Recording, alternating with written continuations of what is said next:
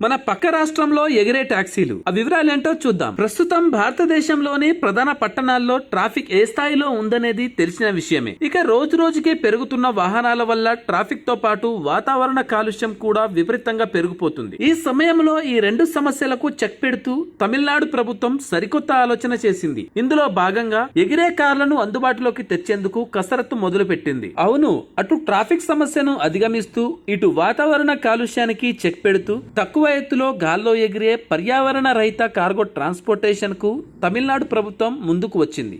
ఈ మేరకు రాష్ట్రంలో ప్రయోగాత్మకంగా చెన్నై, కోయంబత్తూరు సిటీస్ లో ఈ ఫ్లయింగ్ ట్యాక్సీలను అందుబాటులోకి తేనుంది. దీనికోసం విధి విధానాలు రూపొందిస్తుంది. దీనికోసం ఇప్పటికే 22 మంది సభ్యులతో Chennai city cargo transport coordination కమిటీని ఏర్పాటు చేసింది. ఈ రవాణా వ్యవస్థ పర్యావరణానికి హాని చేయకుండా ఉండాలనేది ప్రభుత్వ ప్రధాన ఉద్దేశం కాగా రోడ్డు, రైలు, వాయు రవాణా వ్యవస్థలలో మార్పులు తేవాలని చూస్తోంది. ఈ నేపథ్యంలోనే ఎగరే టాక్సీ ప్రాజెక్టును తెరపైకి తెచ్చింది. దీన్ని Chennai unified metropolitan transport authority పర్యవేక్షిస్తుంది. చెన్నైతో పాటు ఏపీ సరిహద్దు జిల్లాలైన రాణిపేట, కాంచీపురం, తిరువల్లూరు, చెంగల్పట్టుతో కలిసి చెన్నై మెట్రోపాలిటన్ ఏరియాగా అభివృద్ధి చెందుతోంది. ఈ నేపథ్యంలో 2030 లోపు $1 ట్రిలియన్ ఆర్థిక వ్యవస్థను చేరుకోవాలని తమిళనాడు ప్రభుత్వం లక్ష్యంగా పెట్టుకుంది. దీనికోసం పారిశ్రామిక విస్తృతి అవసరాలను తీర్చే పనిలో ఉంది. ఈ సమయంలో సరుకు రవాణా అందులో కీలక పాత్ర పోషించనుందని భావిస్తోంది. దీనికోసం రానున్న దశాబ్ద